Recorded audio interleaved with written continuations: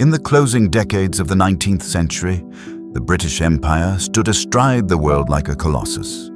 London, its capital, glittered at the heart of this dominion, a city of industrial power, imperial wealth, and ceaseless ambition. Yet beneath its grandeur lay a darker counterpart, a labyrinth of alleys, tenements, and rookeries where the poorest of the poor survived in conditions scarcely human. The East End, and most notoriously the district of Whitechapel, was a world apart from the boulevards of Westminster and the drawing rooms of Mayfair. It was here, amid the fog-choked lanes and gaslit courtyards, that an unknown killer would carve his name, or rather his legend, into history. Whitechapel in 1888 was a place of hopeless transience.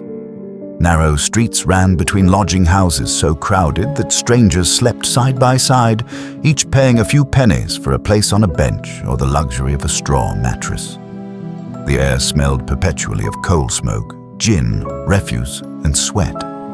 Under the feeble yellow light of the gas lamps, costermongers and prostitutes plied their trades until dawn, while constables on night patrol moved like silent shadows through the mist. Hunger, disease, and destitution were everyday companions. It was said that in Whitechapel, one could purchase anything except hope. By the late summer of that year, the district was accustomed to violence. Drunken fights, domestic beatings, and the occasional stabbing scarcely raised an eyebrow. Yet beginning in August, something far darker crept into those narrow streets. A pattern of killings whose savagery seemed to belong not to human hands, but to some monstrous design. The victims were women on the margins of society, middle-aged, impoverished, and forced by circumstance into prostitution. They were women whose disappearances, in most years, might have passed unnoticed, but the manner of their deaths commanded attention even in a city hardened by misery. The press would soon name the killer Jack the Ripper, a moniker born of a letter sent to the Central News Agency. But in those first weeks, he was nameless, an unseen terror moving through the fog.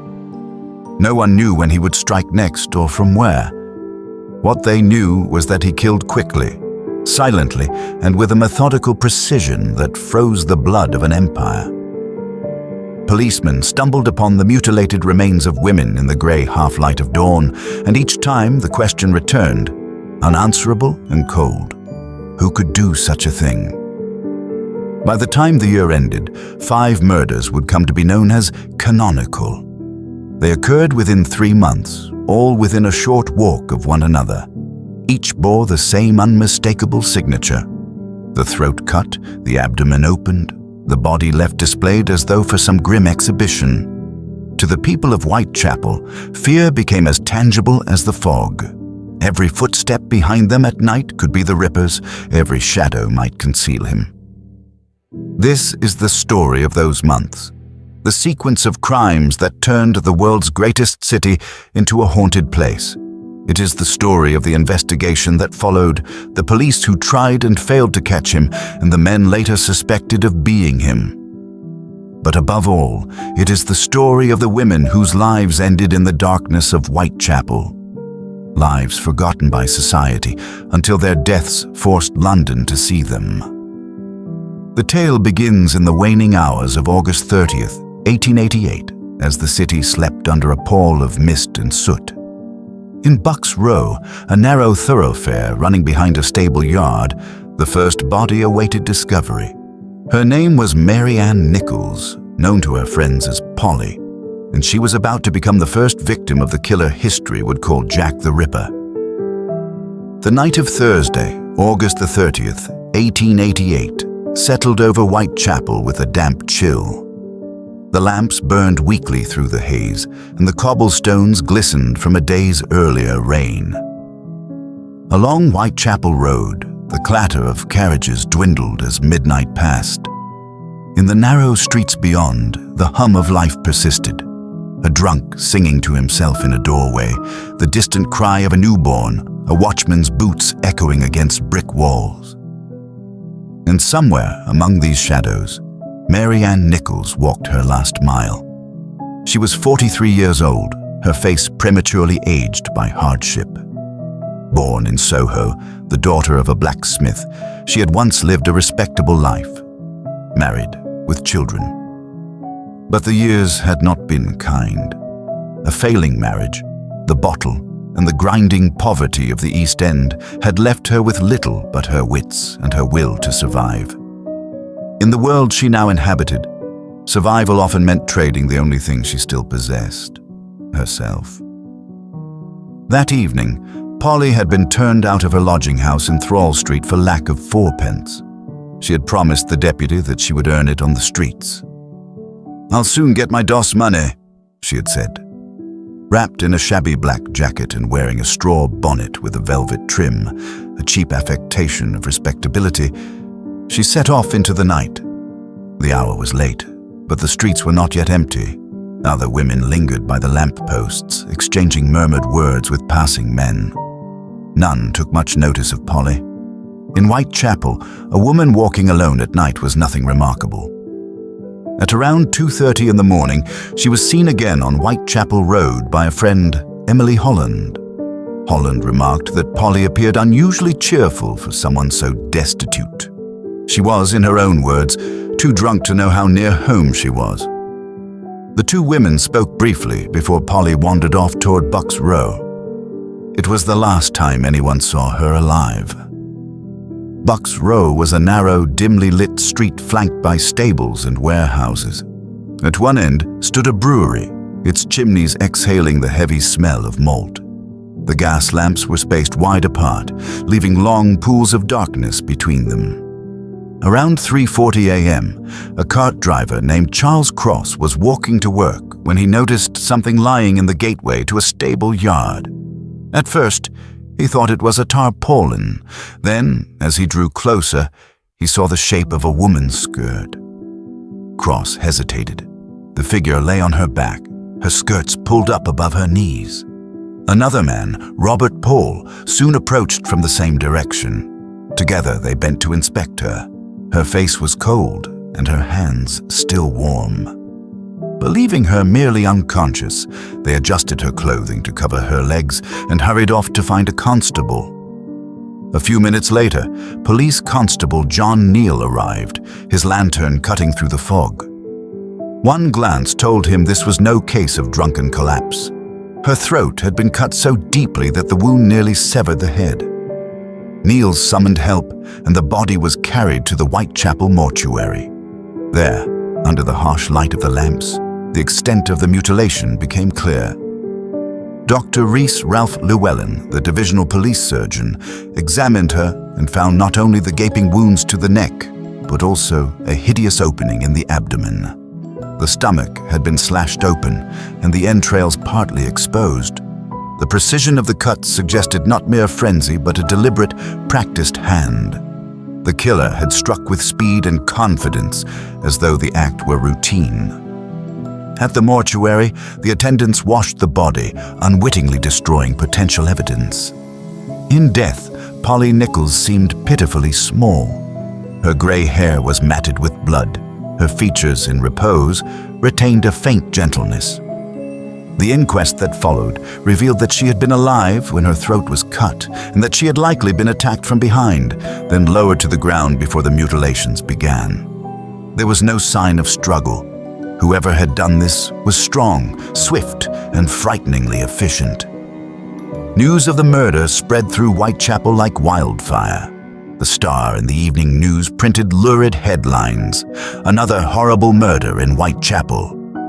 Crowds gathered at the scene, craning to glimpse the spot where the body had lain. Speculation ran rampant. Some whispered of a lunatic, others of a butcher or medical man gone mad. The police, bewildered by the brutality, could only speculate. Yet even then, few imagined that Polly Nichols' death was only the beginning. Her funeral took place a week later, modest and quiet. The hearse carried her coffin through the narrow streets, flanked by her family and a few friends from the lodging house. Life in Whitechapel soon returned to its grim rhythm, but the horror lingered, like a chill in the bones of the district. In the fog-drenched nights that followed, the women of the East End walked with greater caution, glancing over their shoulders as they searched for clients. Somewhere, a killer walked among them, unseen, unhurried, and ready to strike again. A week had passed since the body of Mary Ann Nichols was laid to rest, but the fear that had taken root in Whitechapel showed no sign of easing. The whispers that followed the murder had grown into a murmur that seemed to fill the very air of the East End. In public houses and market stalls, the same questions were spoken again and again. Who could do such a thing? Why would anyone? The people of Whitechapel had always lived with violence, but this was something beyond comprehension. There had been no robbery, no quarrel, no witness. It was as though the killer had emerged from the fog itself, taken a life, and vanished back into it without leaving a trace. The constables who patrolled the district at night walked their beats with heightened caution. Their lamps swung over doorways, alleys, and yards where shadows seemed to deepen unnaturally. Every creak of a shutter, every faint sound of footsteps carried an edge of menace. The newspapers, sensing the public's hunger for the grotesque, filled their columns with speculation and lurid detail. The pressmen had found a villain that could sell papers by the thousands. London's fascination with the unknown killer had begun, though few yet knew how long it would endure. It was in this atmosphere of dread that Annie Chapman lived out her final days. She was 47 years old, a small, frail woman with dark hair streaked by years of hardship. Once the wife of a coachman in Windsor, she had known better times.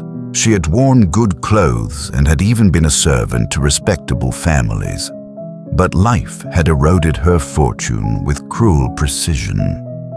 Her marriage collapsed under the strain of poverty and drink, and after her husband's death, the modest allowance she received was soon exhausted. She drifted to Spitalfields where women like her, too old for steady work, too proud to beg, scraped by as best they could.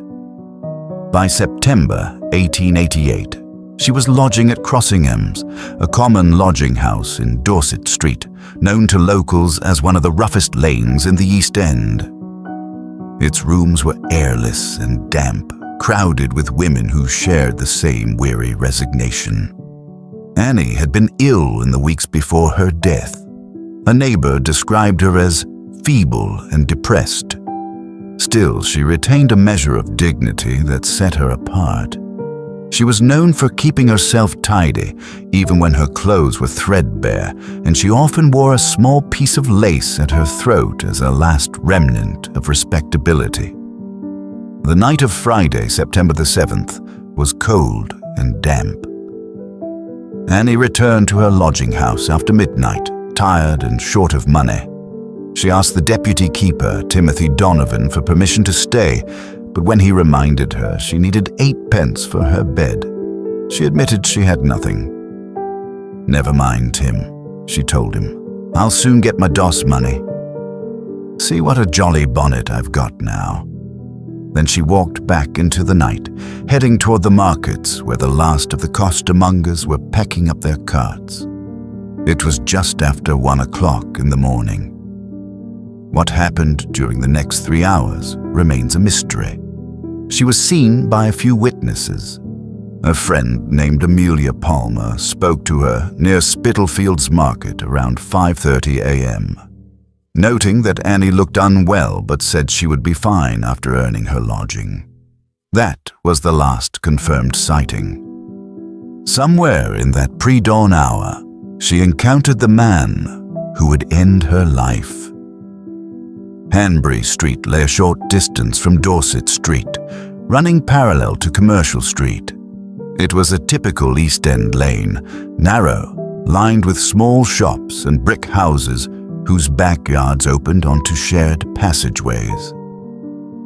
At number 29 lived John and Elizabeth Richardson, along with several lodgers.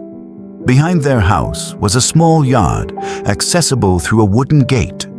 It was here, on the cold morning of September 8th, that a woman's body was found lying near the steps.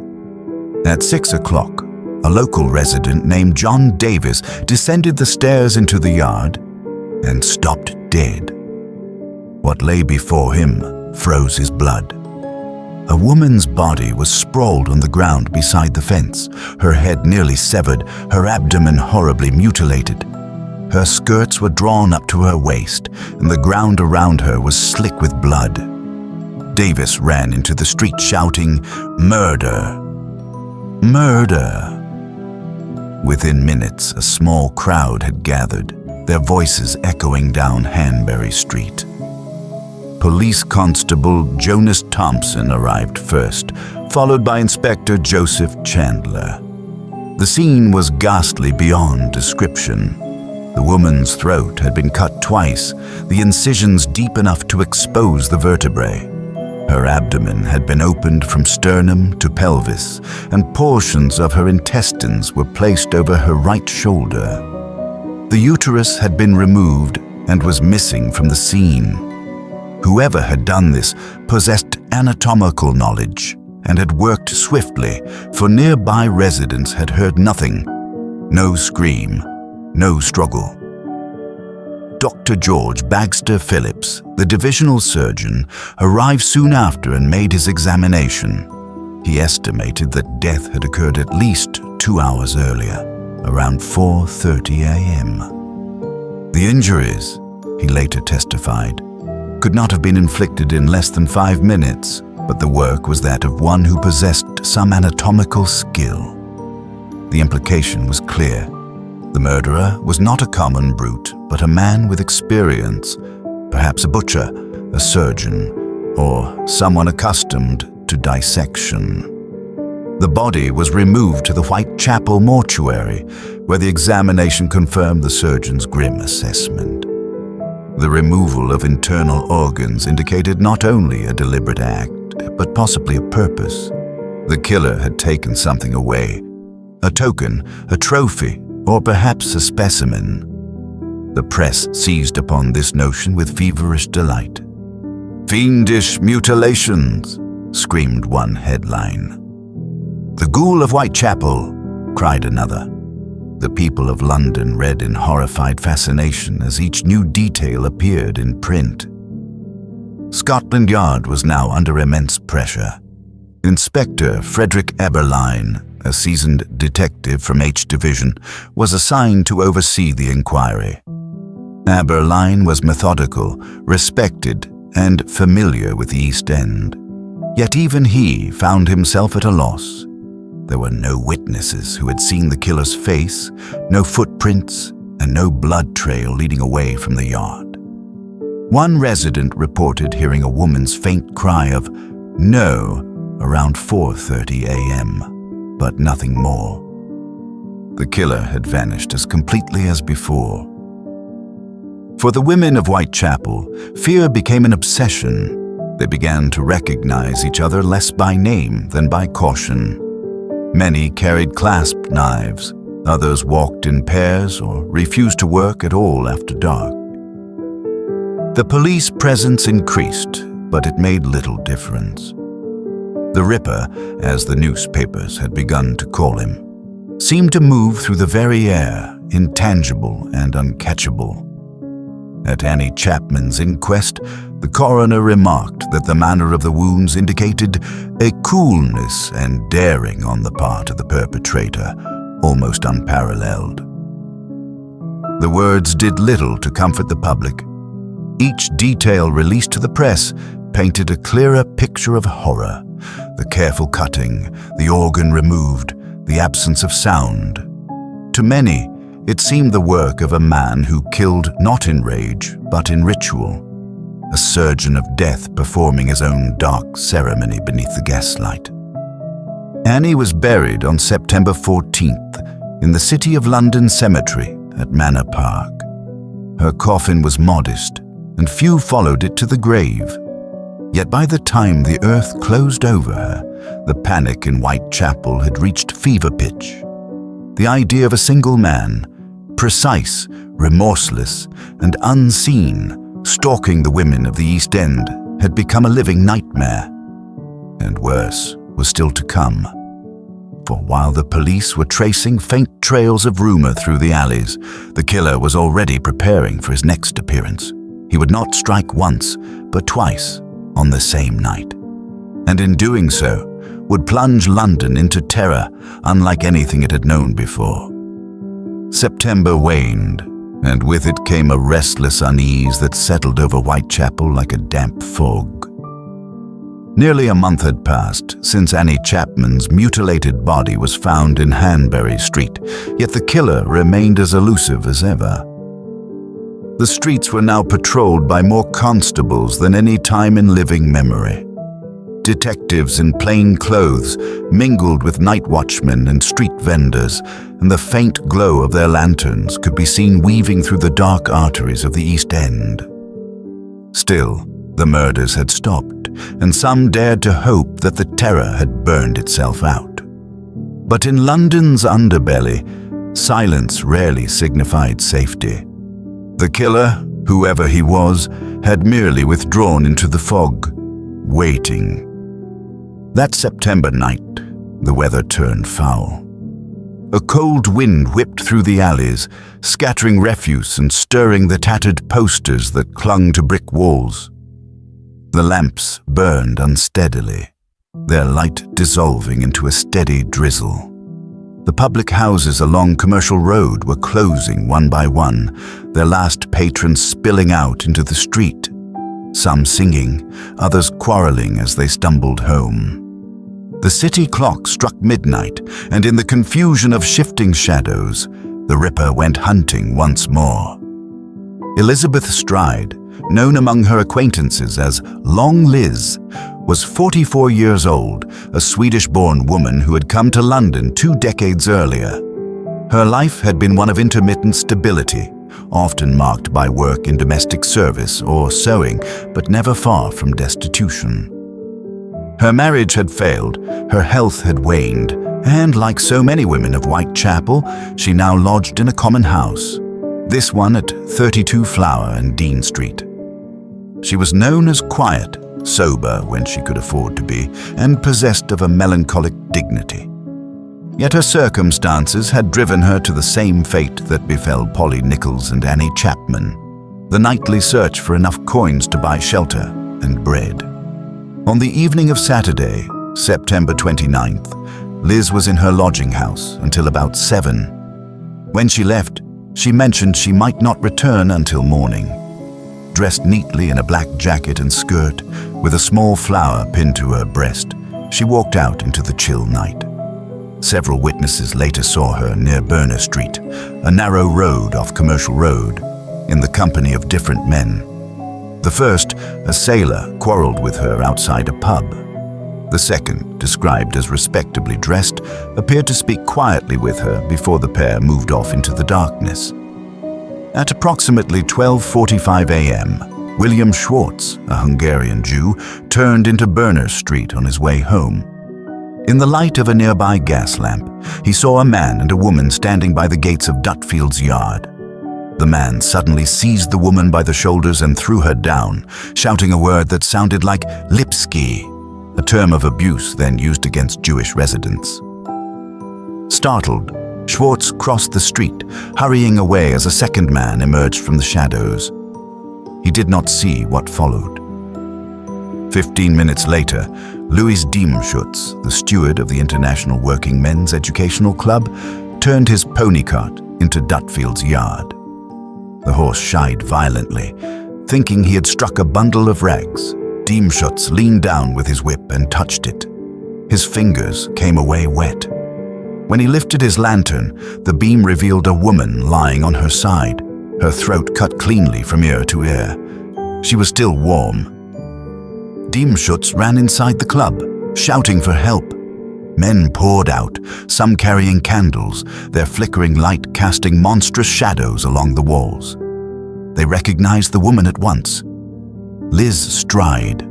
Blood pooled beneath her head, dark as ink in the lantern light. Unlike the earlier victims, there were no abdominal mutilations. The police would later conclude that the killer had been interrupted, startled perhaps by the arrival of Diemschutz and his cart. If that was so, he had fled quickly and silently into the night. Constables arrived within minutes, followed by Inspector Reed and Dr. Blackwell, the divisional surgeon. The doctor pronounced her dead, noting that the wound to her throat was deep and decisive, but her body otherwise untouched. Death had come almost instantly. It was a killing both brutal and restrained, a surgical strike carried out with precision, but denied the full grotesque ritual that had characterized the earlier murders. At the edge of the crowd that soon gathered, some whispered that the Ripper's hand had been stayed by Providence. Others thought there might be two murderers at work. But even as the police cordoned off the yard and began taking statements, another woman, half a mile away, was walking through the wet streets toward her own fatal meeting. Her name was Catherine Eddowes, and she was 46 years old, a woman of quick wit and restless spirit. Those who knew her called her Kate. She had once lived with her common-law husband, Thomas Conway, and borne his children, but years of hardship and drink had driven them apart. Despite her poverty, she remained lively, even mischievous, often laughing at her own misfortunes. Yet on the night of September 29th, there was little to laugh about. Shortly before 9 o'clock, she was arrested near Aldgate High Street for drunkenness. She had been lying on the pavement, singing and laughing to herself, while a small crowd gathered. The constable who took her into custody described her as very drunk but good-natured. She was taken to Bishopsgate Police Station and placed in a cell to sober up. By 1 o'clock in the morning, she was deemed fit to leave. The constable on duty asked for her name. "Nothing," she replied with a grin. "You'll soon know me." Then, gathering her shawl about her shoulders, she stepped out into the night. The rain had eased, but the streets were slick and glistening. The city's bells were striking the half-hour. She crossed Houndsditch and made her way toward Mitre Square, a quiet, enclosed courtyard within the City of London, bordered by warehouses and offices. At that same moment, the alarm from Berner Street was echoing through Whitechapel, but no word had yet reached the city police. Catherine Eddowes, unaware that another woman had just been murdered, turned into the square. At 1:44 a.m., Police Constable Edward Watkins entered Mitre Square on his routine beat. His lantern beam swept over the wet cobblestones and froze. In the far corner of the square, beside a stone wall, lay the mutilated body of a woman. Her throat was cut, her face slashed and defiled, and her abdomen ripped open. The entrails were drawn over her right shoulder.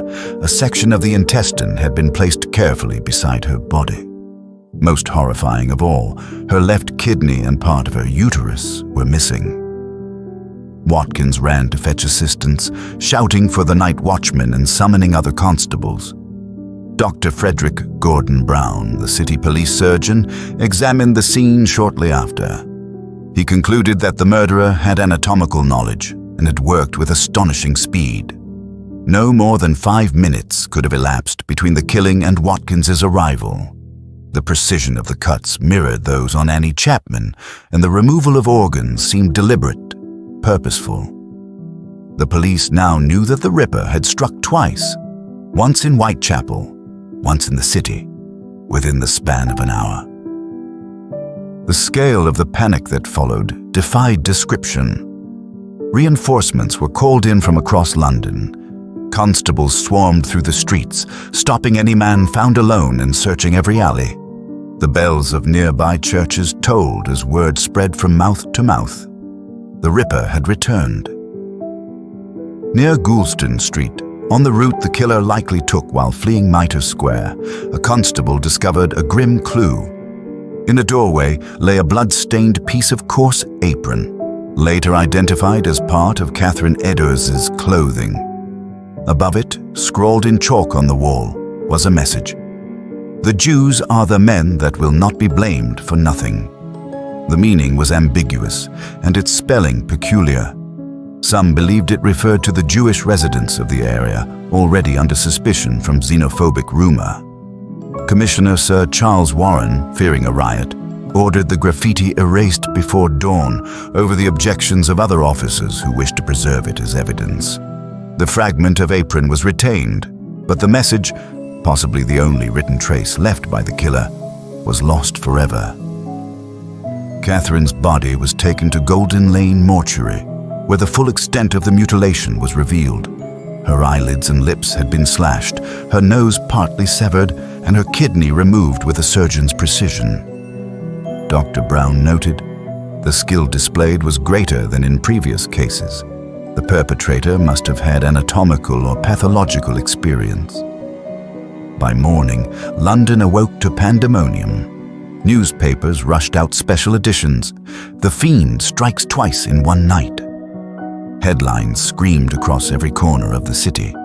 2 districts, under 2 separate police jurisdictions, had been struck within an hour, mocking both the Metropolitan and City Police.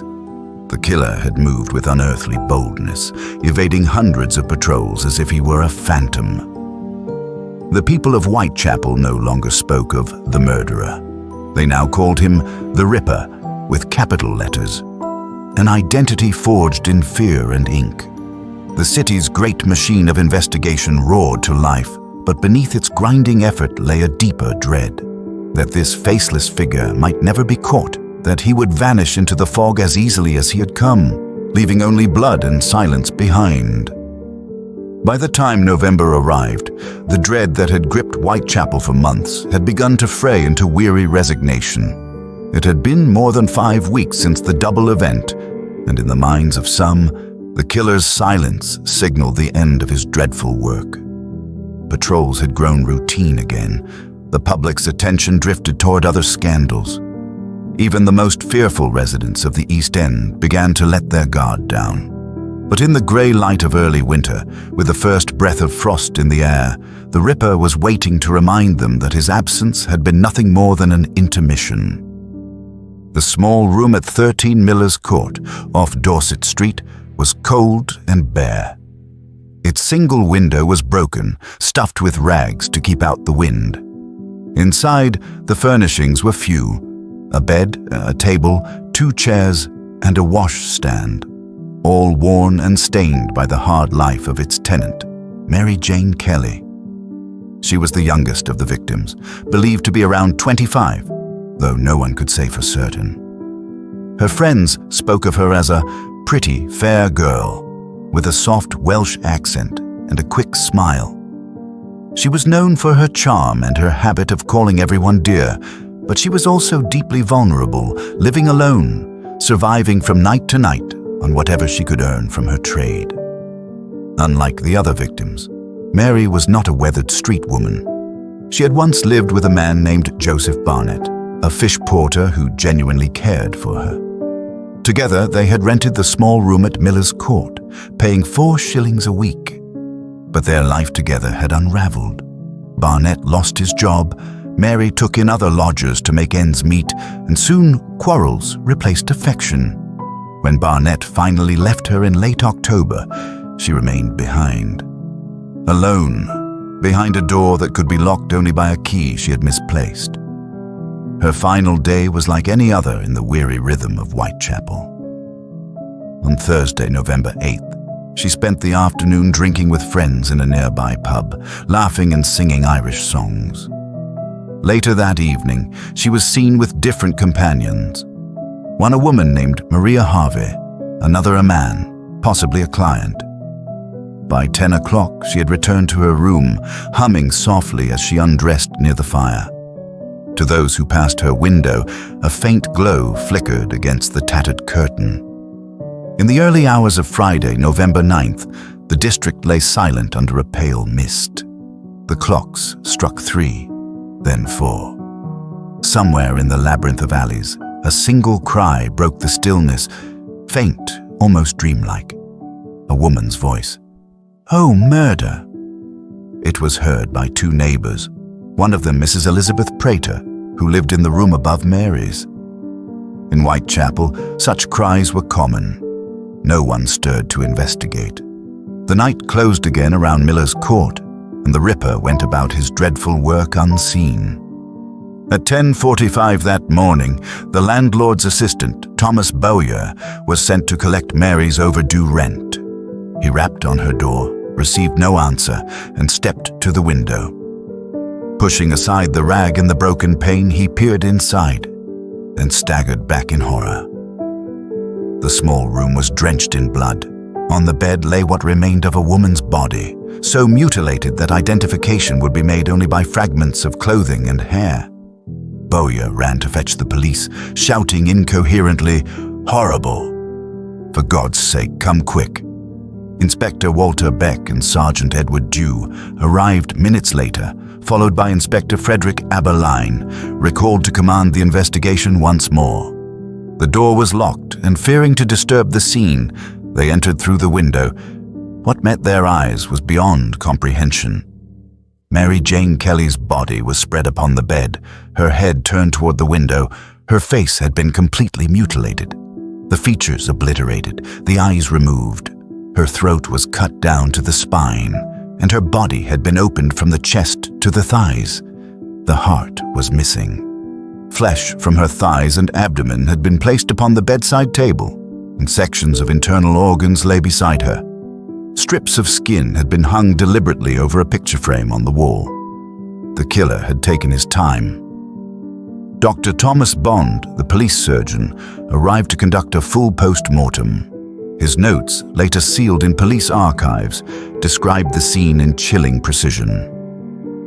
"The mutilations were more extensive," he wrote, "than in any previous case, and must have taken considerable time, perhaps 2 hours." This was the first murder committed indoors, where the Ripper could work undisturbed. No one knew how he had entered. The key to the door was never found. For Aberline, the sight was overwhelming even after months of exposure to the Ripper's horrors. "The sight was more than I can describe," he later said. "I hope I may never see such a sight again." He and his men scoured the room for clues. On a small table near the bed stood a fragment of bread, a cup, and a piece of meat, remnants of a meal never eaten. On the fireplace grate lay partially burned clothing. There were no signs of struggle, no defensive wounds. Mary had likely been asleep when her killer struck. Outside, news spread through Whitechapel like fire in dry grass. Crowds gathered in Dorset Street, pressing so tightly against the cordons that mounted police were called in to hold them back. Reporters jostled for details, scribbling furiously as rumors rippled through the throng. Some claimed that the killer had left writing on the walls, others insisted he had escaped through the chimney. In truth, the police found nothing. No message, no trail, no sign of flight. Whoever had done this had vanished into the fog as before. When Mary's remains were finally removed that afternoon, the silence of the street was complete. Those who had mocked the earlier panic now fell mute. Dorset Street had long been called the worst street in London, but now it was something more, a monument to human horror. The sheer savagery of the murder seemed to defy reason. The press called it the work of a maniac, the act of a demon, the end of all pity. Yet the killer, for all the city's rage, was nowhere to be found. The post-mortem confirmed that Mary's death had been instantaneous. She had not suffered long. But what followed her death, the methodical mutilation, the display of the remains, bore the unmistakable hand of the same unseen assassin. Dr. Bond's analysis, submitted to Scotland Yard, would become one of the earliest criminal psychological profiles in history. He described the killer as a man of physical strength, coolness, and daring, subject to periodic attacks of homicidal and erotic mania. Bond believed the murderer lived alone, likely among the working classes, and suffered from religious or morbid insanity. Despite the exhaustive investigation that followed, no suspect was ever charged. Dozens were questioned, some detained briefly, but all released for lack of evidence. The police scoured lodging houses, questioned doctors, butchers, foreign sailors, and lunatics. None fit the crime perfectly. The final canonical Ripper murder had been committed, and with it, the trail ended. Abruptly, inexplicably. After November 1888, the killings ceased. The East End, though forever scarred, returned gradually to its grim routine. Whitechapel's women still walked the streets, now under the watchful eyes of constables whose presence did little to ease their fear. In the months that followed, letters continued to arrive at police stations, many signed Jack the Ripper, each promising new horrors that never came. Some were hoaxes, others delusions. But the real hand behind the knife, the man who had slaughtered 5 women in the heart of the empire, was gone, leaving behind only mystery. Mary Jane Kelly's funeral took place on November 19th, 10 days after her death. Her coffin was simple, covered in flowers collected by those who had known her in life. As the hearse moved through the fog, a small crowd followed in silence. For them, she was not merely a victim, but the last echo of a nightmare that had devoured their streets. When the coffin was lowered into the earth at St. Patrick's Cemetery, the priest's words hung over the crowd like a benediction and a question both. May she find the peace denied her in life. With her burial, the legend of Jack the Ripper entered its long sleep. But it would never die. The terror had ended, yet the fascination had only begun. For somewhere in London's labyrinth, a man had walked away from the scene of that final atrocity, his hands clean, his face unrecognized, and the secret of his identity sealed in silence forever. The Whitechapel murders were not merely a sequence of crimes, they became a siege of the public conscience. From August to November of 1888, 5 women had been butchered in the heart of London's East End, their deaths mocking every advance of Victorian progress. For the Metropolitan Police, the case was more than a challenge. It was an open wound that refused to heal. Each killing deepened the sense that the capital of the British Empire, proud symbol of order and civilization, had been struck at its very core by a force it could not comprehend or control. When the first murder, that of Mary Ann Nichols, was discovered in August, the Whitechapel Division of the Metropolitan Police treated it as another episode in the city's ceaseless tide of violence. Inspector Frederick Aberline, a veteran of the district and one of the few officers familiar with its criminal networks, was assigned to supervise the inquiry. He was methodical, soft-spoken, and fiercely dedicated, a man shaped by years of work among thieves, dock laborers, and brothel keepers. Yet even he, with all his experience, could not foresee how swiftly this case would unravel the confidence of the entire force. In the early days of the investigation, the police relied on the instruments available to their age: foot patrols, interviews, crude sketches, and observation. Forensics, in the modern sense, did not yet exist. Fingerprinting was unknown. Blood analysis was rudimentary. Photographic evidence was rarely used, and the notion of criminal profiling had yet to be formalized. The detective's greatest tools were intuition and perseverance. But in the East End, a quarter teeming with 500,000 people packed into a square mile, intuition was no compass. The killer moved like a shadow among shadows, blending into a population that lived and died without record. The detectives of Scotland Yard combed through lodging houses, questioned informants, and scrutinized local butchers, slaughtermen, and medical students. Lists were compiled and checked, witnesses re-interviewed, but each clue dissolved in contradiction. For every man seen loitering near a victim, a dozen others were found to match the same vague description: dark coat, felt hat, foreign accent, clean-shaven or bearded, tall or short. The image of the killer became a phantom, shaped and reshaped by fear. Reports poured in from across London. A blood-stained coat found in a doorway, a knife abandoned near Spitalfields, a suspicious stranger seen vanishing into the fog. Each new discovery brought excitement, only to collapse under examination. One such lead involved a medical student seen carrying a black bag near Aldgate. Another centered on a sailor whose ship had docked days before a murder and departed shortly after. None held firm. The city itself became a labyrinth of false trails, its alleys swallowing evidence as quickly as it appeared. In late September 1888, as public anxiety reached its fever pitch, the police began receiving a flood of letters, hundreds each week, many written in the same trembling crimson-inked hand. Most were the work of hoaxers or deranged minds, but a few stood apart. On September 27th, the Central News Agency received a note written in red ink, addressed "Dear Boss." It boasted of the killings, mocked the police, and promised more. "I'm down on whores," it read. "I shan't quit ripping them till I do get buckled." The letter was signed with a name that would burn itself into history: Jack the Ripper. The agency handed it to the police, who regarded it at first as a grotesque prank. But when two more murders followed days later, accompanied by a postcard referencing details not yet public, the officers hesitated. Was the author the real killer, or merely a clever observer?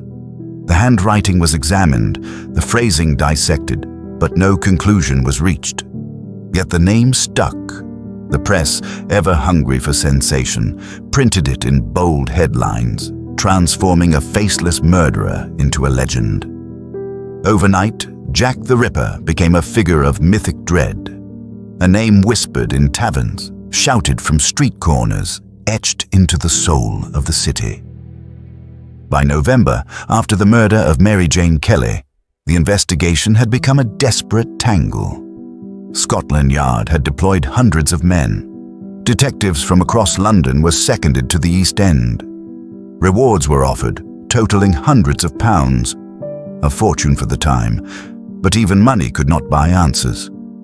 The police experimented with new tactics: plainclothes patrols, surveillance teams, even night operations using horse-drawn vans filled with officers ready to spring upon suspicious figures. Still, the killer slipped through unseen. Aberline worked without rest, his days consumed by reports, interviews, and the growing mountain of correspondence. Superintendent Charles Warren, the Commissioner of the Metropolitan Police, faced relentless criticism from the press and Parliament alike. Newspapers accused him of incompetence. Politicians demanded resignations. When Warren ordered the erasure of a message scrawled in chalk near the site of one murder, fearing it would inflame anti-Semitic riots, his caution was twisted into evidence of cowardice. The city's faith in its protectors crumbled. Privately, the investigators disagreed among themselves. Some believed the murderer was a local lunatic, a mad doctor, or deranged butcher. Others suspected a foreign sailor, arriving and departing with the tides. A few clung to darker theories: that the killer was of high social rank, perhaps even protected by influence. With each passing week, frustration deepened. The detectives, bound by the limits of their age, found themselves waging war not against a man, but against an idea, the notion of pure, motiveless evil. It was in these months that one of the most remarkable documents in the history of criminal investigation was composed. On November 10th, 1888, the day after Mary Kelly's body was found, Dr. Thomas Bond, surgeon to the Metropolitan Police, submitted his detailed analysis of the killer's methods and mind. Drawing on the post-mortem reports, Bond concluded that all 5 canonical murders were committed by the same hand, and that the murderer possessed not anatomical skill, but extraordinary cruelty and daring. He rejected the theory that the man was a surgeon or butcher. Instead, he described him as a person of solitary habits, subject to homicidal impulses of a sexual nature. This report, though quietly filed away, marked one of the earliest attempts at what would later be called criminal profiling. Bond's reasoning was clear, clinical, and chillingly modern. He saw the pattern others could not. The ritualistic nature of the killings, the precision of the throat cuts, the escalating mutilation. Each act, he wrote, was driven by a frenzied lust, a compulsion unchecked by conscience or fear. Though the language of psychology was in its infancy, Bond's conclusions foreshadowed the techniques that would define forensic science a century later. Yet even his insight could not reveal the face of the murderer. The police were left with fragments, witness statements that contradicted one another, a few blood-stained garments, vague reports of footsteps in the fog. None of it was enough to name a man. Through the winter of 1888 to 1889, the East End existed in a state of nervous suspension. Patrols continued nightly, their boots echoing through empty courts and passageways. The prostitutes, their ranks thinned by fear, walked warily, often in pairs. Residents barred their doors. Children whispered the killer's name as though invoking a ghost. The smell of fear mingled with the odor of the slums, of coal smoke, damp straw, and cheap gin. And then, gradually, the murder stopped. The police waited. They braced for another discovery, another mutilated corpse, another flash of the Ripper's knife in the dark. But none came. By December, silence had settled over Whitechapel. The trail, which had seemed so urgent, now faded into the smog of winter. Reports dwindled, patrols thinned, and the detectives who had once chased shadows returned to other duties. The killer, whoever he was, had vanished as suddenly as he appeared. Commissioner Warren resigned amid public outrage. His successor, James Monroe, inherited a force demoralized and discredited. Files were boxed, evidence archived. By the spring of 1889, official attention had shifted elsewhere, to labor unrest, political agitation, and the endless grind of London's poor. The Ripper case, once the obsession of a city, receded into history, unsolved and unresolved. Yet for Aberline and his men, the failure lingered like a wound. Many of them would speak of it in later years, their words tinged with bitterness and disbelief. He was not a madman, one constable said decades later. He was clever, too clever. He was among us, and we never knew. The Whitechapel murders exposed the frailties of Victorian law enforcement more brutally than any case before or since. They revealed a police system bound by bureaucracy, crippled by lack of technology, and overwhelmed by the social chaos of London's underworld. But they also marked the beginning of change.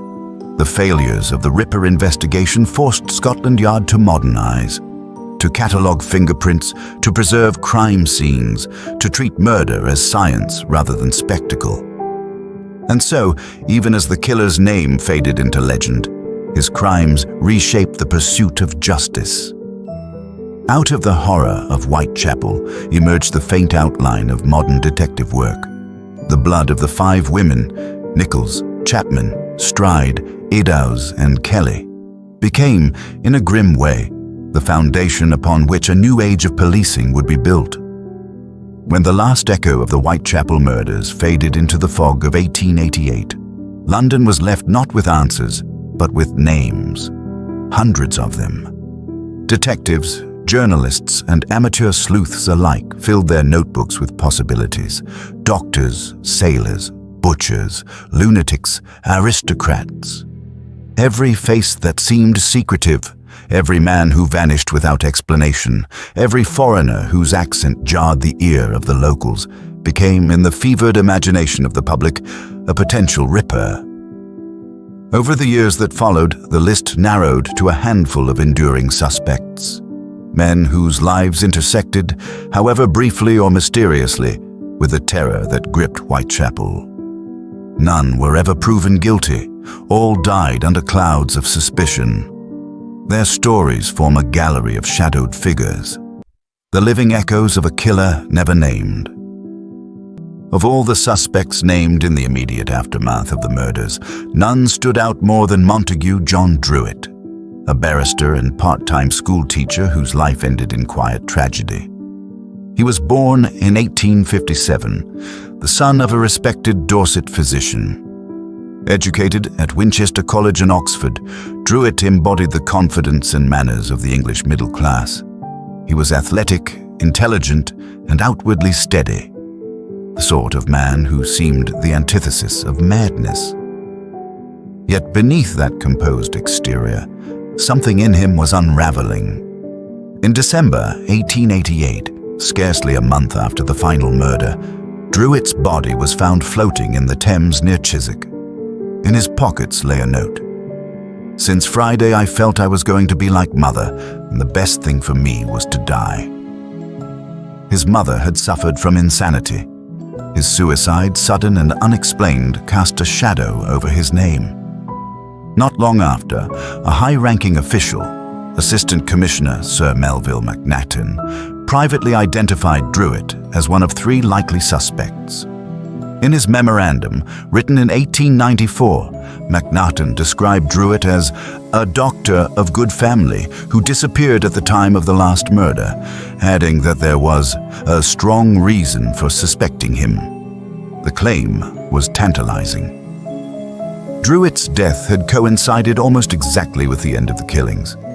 His descent into mental illness seemed to fit the narrative of a murderer overcome by his own darkness.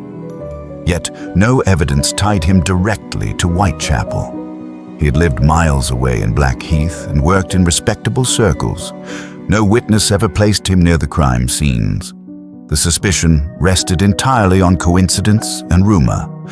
Nevertheless, his death gave closure to some within Scotland Yard, a convenient ending to an investigation that had otherwise failed to yield one.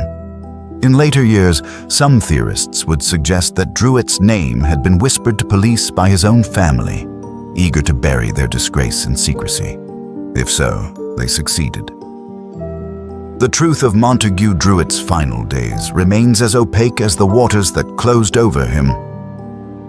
Among the men who came under police suspicion, Aaron Kosminski was perhaps the most enigmatic and, in some ways, the most tragic.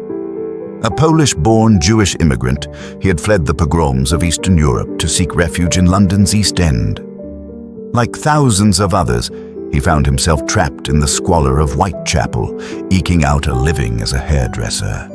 Kosminski was known among his neighbors as eccentric, even unstable. He suffered from delusions, spoke to himself, and refused to eat food prepared by others for fear of being poisoned.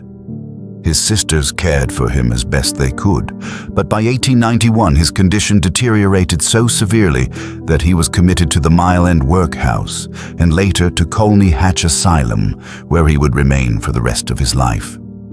According to Macnaghten's 1894 memorandum, Kosminski had a great hatred of women, especially of the prostitute class, and was believed to have been placed in an asylum about March 1889.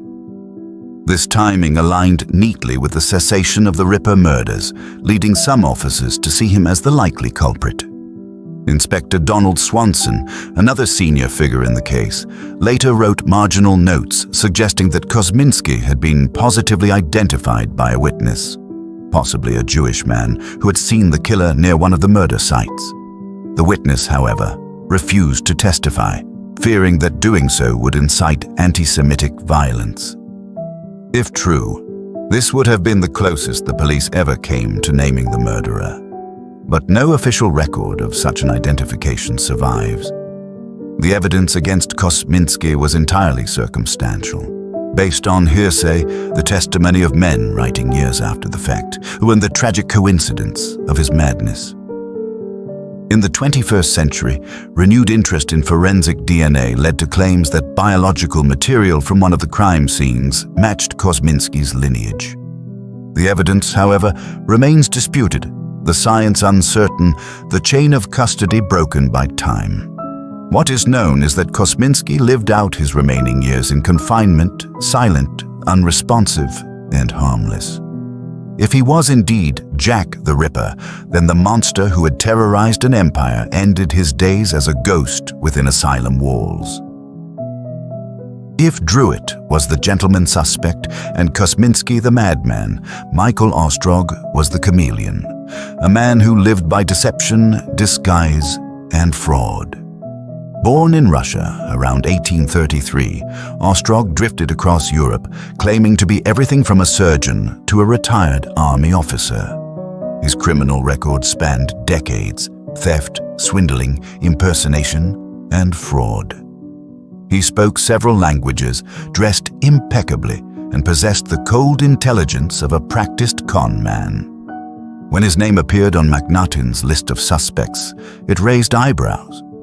The memorandum described him as a Russian doctor and a convict who was at one time detained in a lunatic asylum. His supposed medical knowledge and history of violence lent him a sinister air. Yet when researchers later examined prison records, they discovered that Ostrog had been incarcerated in France during the time of several of the Ripper murders. Nevertheless, his legend endured. The idea of the foreign imposter, educated, ruthless, and cunning, fit neatly into Victorian fears of outsiders. Newspapers painted him as a cosmopolitan villain, the embodiment of continental depravity. He was arrested repeatedly after 1888, each time for lesser crimes. But no evidence ever linked him to murder. He faded from history, his death unrecorded, his life swallowed by the lies he himself had woven. Another name that electrified the newspapers of the era was Dr. Francis Tumblety, an Irish-American quack physician whose flamboyant manner and mysterious past made him a ready-made suspect. Tumblety had long been a figure of scandal. He traveled between cities under the guise of a medical man, selling dubious remedies and cultivating acquaintances among the powerful and wealthy.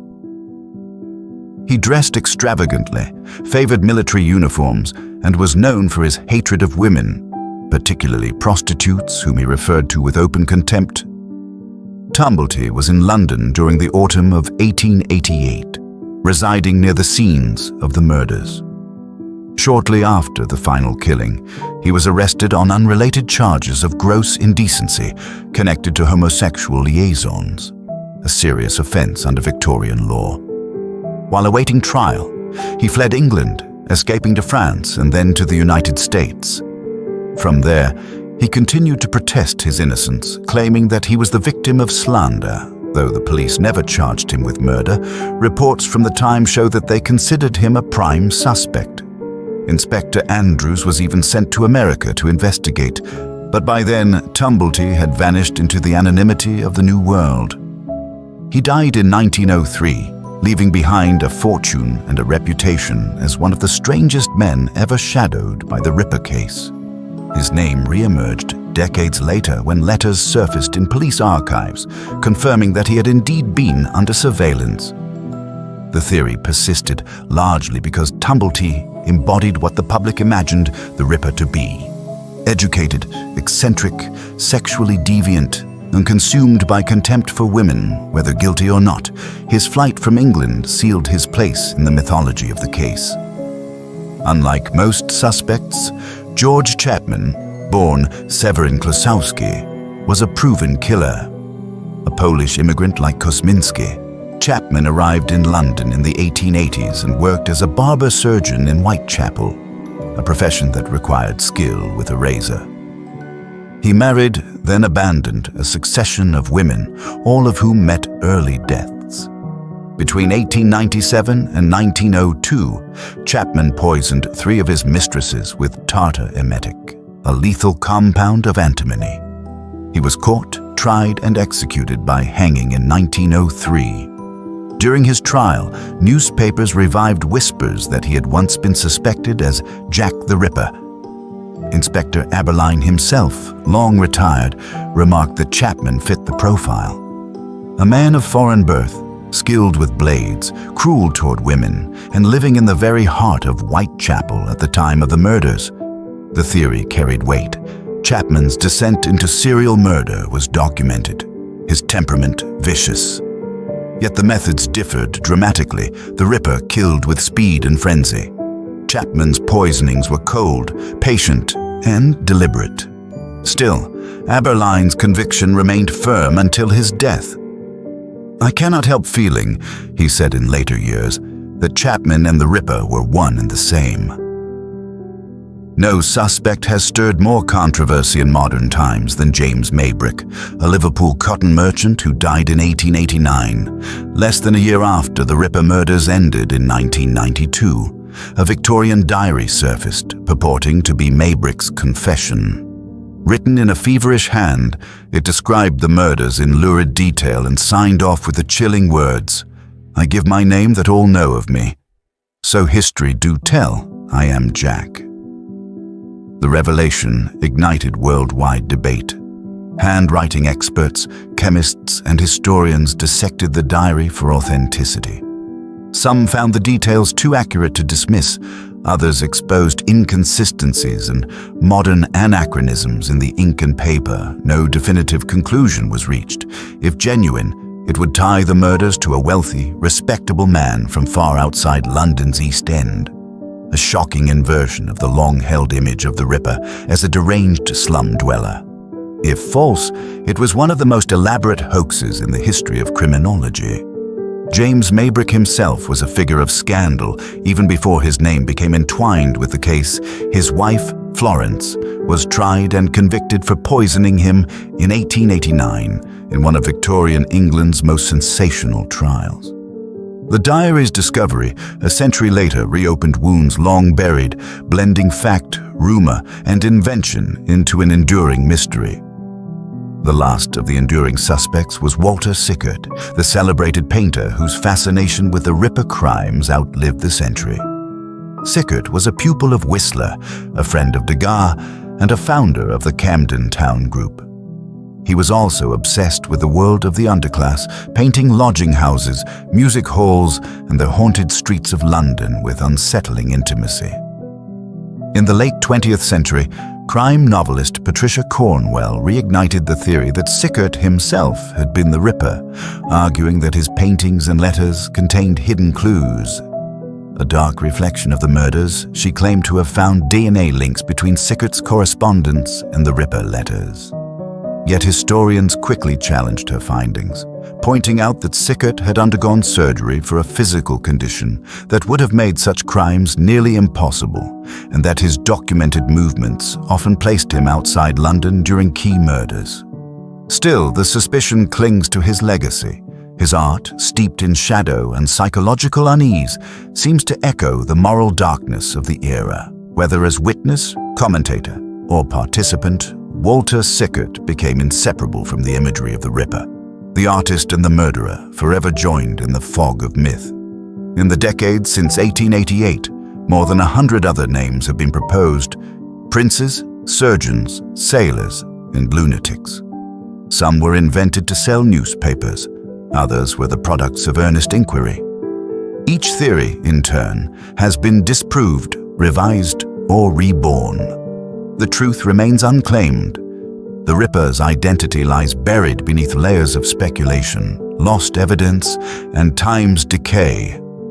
What endures is the unsettling truth that any of them, or none, might have been the killer. The case's power lies precisely in its uncertainty. Each suspect reflects a facet of Victorian fear, madness, class, sexuality, foreignness, moral decay. But the real man, whoever he was, vanished into the smoke of history, leaving behind only questions that no living witness can now answer. When the last of the 5 canonical murders had been committed and winter settled over London in 1888, it seemed for a moment that the nightmare had passed. The alleys of Whitechapel grew quiet again. The nightly patrols thinned. The city, weary and embarrassed by its helplessness, turned its gaze toward other matters: the politics of the empire, the drama of Parliament, the comforts of Christmas. Yet beneath the surface, nothing was the same. The Ripper's absence did not bring peace, it brought unease. The fear had not ended, it had merely changed shape. The newspapers continued to print his name long after the killing stopped. Jack the Ripper became more than a man. He was a symbol of everything the Victorians feared about their own age: the decay of morality, the cruelty of poverty, the fragility of order. But for the detectives who had spent those months chasing him, there was no symbolism, only failure. Whitechapel itself bore the scars most visibly. In the early months of 1889, the East End remained under the gaze of a suspicious and resentful public. Outsiders came to gawk at the sites of the murders: tourists, moralists, and thrill-seekers, guided by enterprising locals who charged pennies for a glimpse of the places where the women had died. Some came out of genuine curiosity, others out of morbid fascination. The residents, meanwhile, resented the intrusion. They had lived with the blood and the terror. They needed no reminders. Poverty and desperation continued as before. The slums were still overcrowded, the gin shops still open, and women still sold themselves beneath the same flickering gas lamp. Only the names had changed. In the press, Whitechapel had become synonymous with vice, a district beyond redemption. The government, under public pressure, finally directed inquiries into the conditions that had allowed such horrors to occur. Social reformers like William Booth of the Salvation Army published detailed studies of the area, revealing to the middle class what they had long ignored: that tens of thousands lived in conditions unfit for animals. Booth's work, and others like it, would eventually inspire the housing reforms and social programs of the following century. But for those who had lived through 1888, these changes came far too late. Inside Scotland Yard, the failure to capture Jack the Ripper became a subject of enduring embarrassment. The official investigation files, thick with witness statements, sketches, and coroner's reports, remained open but stagnant. Each new lead was checked, cross-checked, and quietly dismissed. In 1891, 3 years after the final canonical murder, another killing in Whitechapel briefly revived hopes of a breakthrough. A prostitute named Frances Coles was found with her throat cut near Swallow Gardens. The crime bore the marks of a Ripper murder, and a suspect named James Sadler was quickly arrested. But the similarities dissolved under examination. Coles had not been mutilated. Sadler was soon released. Once again, the trail ended in disappointment. As the 1890s unfolded, most of the original detectives moved on or retired. Inspector Aberline, the man who had led the street-level investigation, left the force in 1892. In interviews years later, he still spoke of the case with quiet bitterness, convinced that the killer had been among those the police had already questioned. "We were so close," he once said, "and yet we never quite touched him." Officially, the case was never closed, but it was abandoned. The Ripper's file became a relic of frustration, gathering dust in the archives of Scotland Yard. When Sir Melville Macnaghten wrote his now famous memorandum in 1894, listing Druitt, Kosminski, and Ostrog as his preferred suspects, it was less a confession of discovery than an attempt to impose order on chaos. Even he admitted that the evidence was incomplete and the conclusions uncertain. By the dawn of the 20th century, the Whitechapel murders had already begun to drift into legend. New crimes, new wars, and new inventions filled the newspapers. Yet the name Jack the Ripper never truly disappeared. It resurfaced in literature, in rumor, in endless speculation. In 1903, the execution of George Chapman the Poisoner briefly reignited the debate. Was he the Ripper, as Inspector Aberline believed? The press treated the idea with fascination, publishing retrospectives of the old murders and reminding readers that the killer had never been found. Then, in 1910, the memoirs of police officers such as Robert Anderson and Donald Swanson rekindled public curiosity. Both men hinted that the killer had been known to them.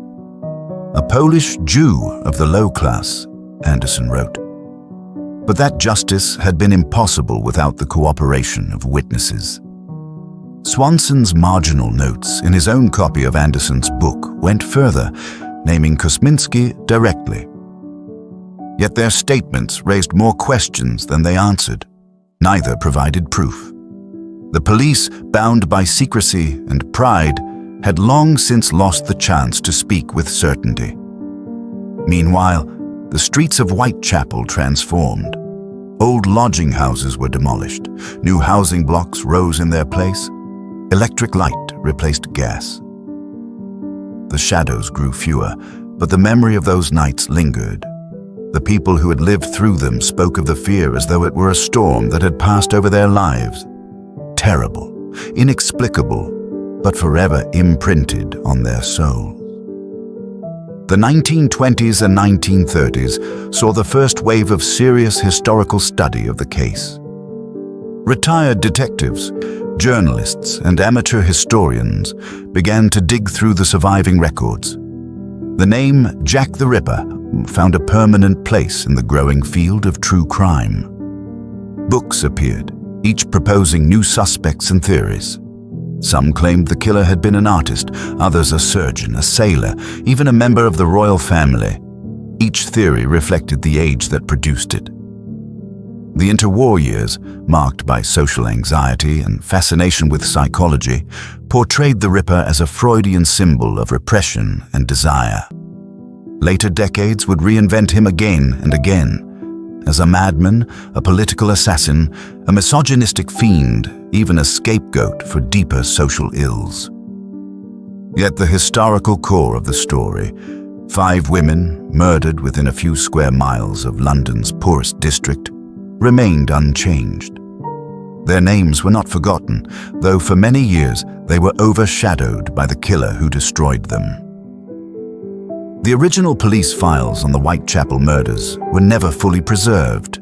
Fires, wartime bombings, and bureaucratic neglect scattered or destroyed much of the evidence.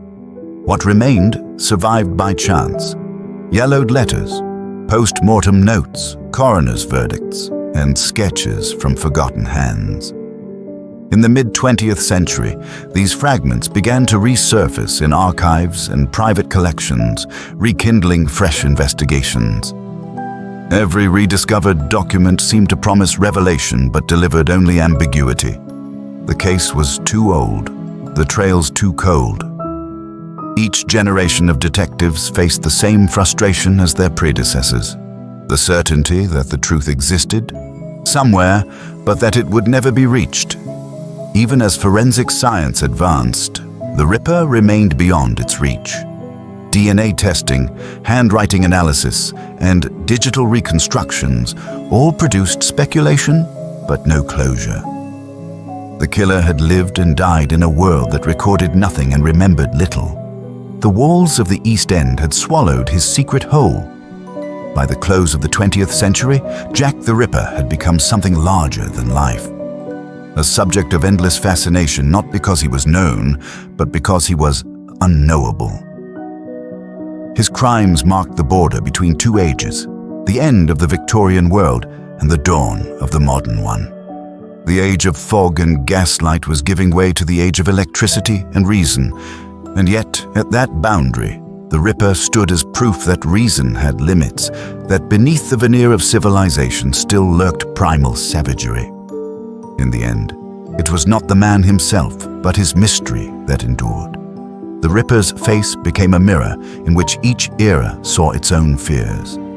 To the Victorians, he was a symptom of urban decay. To the 20th century, he was the first modern serial killer. In every retelling, he changed shape but never vanished. Police historians, criminologists, and writers continued the pursuit through the decades. In 1939, the British journalist William Stewart revived the theory that the Ripper was a midwife. In 1970, Donald McCormick claimed it was a secret agent. In the 1980s and 1990s, the hunt was reborn with new vigor, driven by declassified archives, forensic advances, and a growing fascination with criminal psychology. Theories multiplied. Aaron Kosminski was re-examined through supposed DNA evidence. James Maybrick's diary divided experts. Walter Sickert, long dead, was accused and defended in equal measure. Each claim came with promises of final proof, and each in turn unraveled under scrutiny.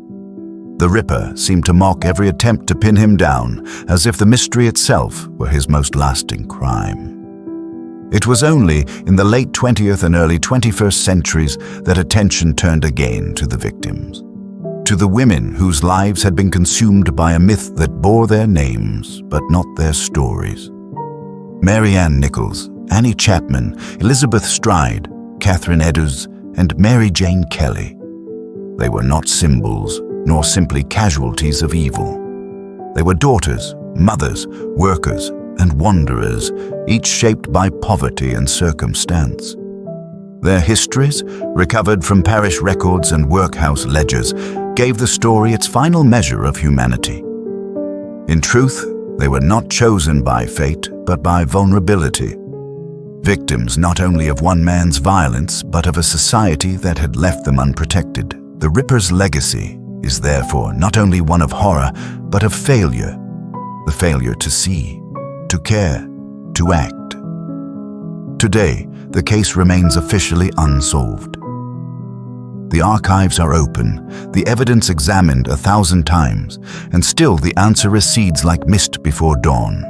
Perhaps it always will. The Ripper's name survives, not because he triumphed, but because history could not contain him. Each year, the streets of Whitechapel draw visitors from across the world. They walk the same alleys, trace the same steps, stand before plaques that mark where each woman was found.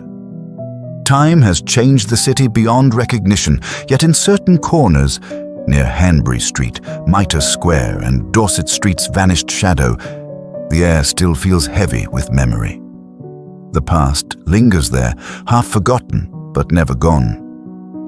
By the time the 20th century gave way to the 21st, more than 100 years had passed since the fog of Whitechapel last hid the shadow of Jack the Ripper.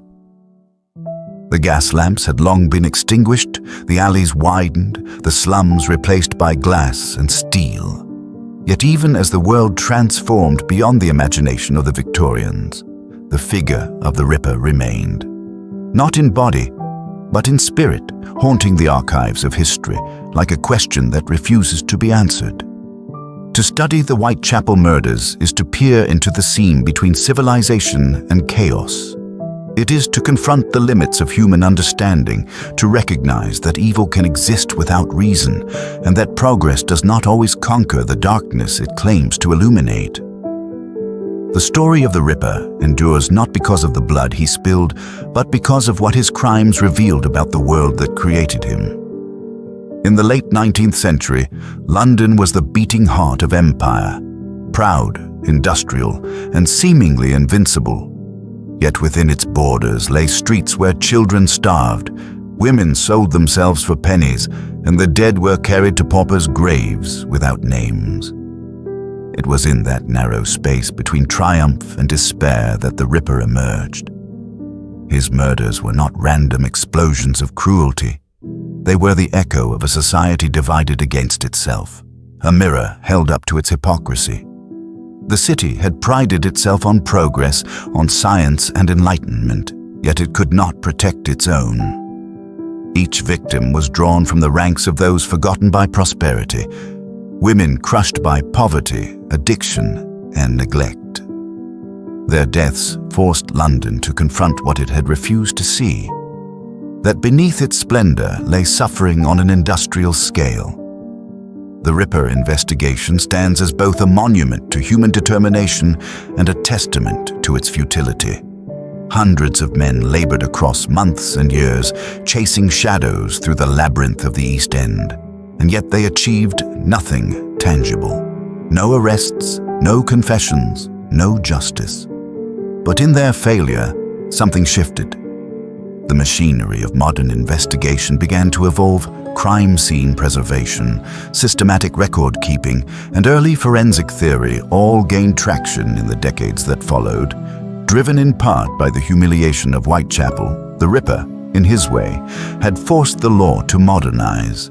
Yet perhaps the most enduring lesson of the case lies not in its procedural advances, but in its human cost. For too long, the victims were remembered only as the backdrop to a killer's legend, their names reduced to footnotes in his story. Only recently have they been reclaimed, their lives reconstructed from fragments of parish archives, workhouse registers, and coroner's testimony. In doing so, historians and writers have shifted the lens, allowing the women to stand once more as individuals rather than symbols. Mary Ann Nichols, who once sewed bootlaces for a living. Annie Chapman, who raised children before illness and loss, cast her into destitution. Elizabeth Stride, who sought to begin anew after tragedy. Catherine Eddowes, who sang ballads in the street to survive. Mary Jane Kelly, whose youth and beauty could not save her from the same fate. They were not merely victims of the Ripper, but of the world that abandoned them to his reach. Their stories form the heart of the tragedy, a heart that still beats quietly beneath the sensationalism that has so long surrounded the name Jack the Ripper. In the century that followed, the legend of the Ripper grew larger than life. He became the template for the modern image of the serial killer, intelligent, elusive, methodical, and wholly without remorse. The archetype found its way into fiction, film, and psychology, shaping how societies imagined evil itself. Yet behind that mythic figure remains a chilling truth, that his identity was never discovered because, in many ways, he was not extraordinary. He was likely ordinary, a man of no great distinction, hidden by the anonymity of the city. That anonymity is what gave him power. In a metropolis of millions, he could vanish at will, become anyone, disappear into the tide of humanity. It was not cunning that preserved him, but the sheer indifference of urban life, a condition as modern as it was Victorian. In that sense, the Ripper was the first criminal of the New Age, born of the crowd, sustained by its confusion, and immortalized by its fascination. The mystery that surrounds him now has taken on a life of its own, detached from the man himself. The theories continue, each generation remaking him in its own image. He has been imagined as noble and mad, as poor and brilliant, as foreign and familiar. Yet the more he is pursued, the further he retreats. Perhaps that is why his story endures, because it cannot be resolved, only retold. To walk through modern Whitechapel is to walk through layers of history. The cobblestones where blood once pooled are now covered by tarmac. The slums have given way to market stalls and tower blocks. Yet in the stillness of early morning, when the fog curls low along the Thames and the distant hum of the city softens, one might almost feel the pulse of that earlier world. The sound of boots on wet stone, the whisper of fear in narrow streets. The Ripper's London is gone, but the anxieties that birthed it remain: inequality, alienation, the anonymity of urban life. These are not relics of the 19th century, but constants of the modern one. In that sense, the Ripper is not a ghost of the past, but a warning to the present, that where desperation and neglect thrive, darkness will always find room to grow. The fascination endures not because people glorify the killer, but because the story confronts the fragility of order itself. In a world that believes itself civilized, Jack the Ripper remains proof that civilization is a thin veneer. His crimes tore through that veneer like a blade through silk, exposing the raw chaos beneath. And so the mystery remains. Every document studied, every theory proposed, every suspect exhumed brings us no closer to the truth. The killer's name is lost to time, his voice silenced, his motives unknowable. What endures is the void he left behind, a silence that seems to whisper from the depths of history that evil does not always yield to reason. Perhaps it is fitting that he was never caught, for had he been, The story might have ended long ago, confined to a few pages in the annals of Victorian crime. Instead, it continues, a question passed from one generation to the next, reminding each in turn that mystery is as enduring as fear, and that some truths, once buried, refuse to rise. In the final reckoning, the tale of Jack the Ripper is not the story of a single man, but of an era. It is the chronicle of a city divided by wealth and want, of a society poised on the edge of modernity, yet haunted by its own decay. It is a reminder that progress is not measured only in invention and empire, but in compassion, and that where compassion fails, monstrosity follows. The Ripper vanished into the fog more than a century ago, leaving no name, no face, no trace. Yet his shadow still stretches across the imagination of the world. The streets he once haunted have changed, but the echoes remain, faint but enduring, like the tolling of a distant bell through London's endless mist. Thus ends the legend of Jack the Ripper, a chronicle of terror, mystery, and the fragile boundary between order and chaos in the age that called itself civilized.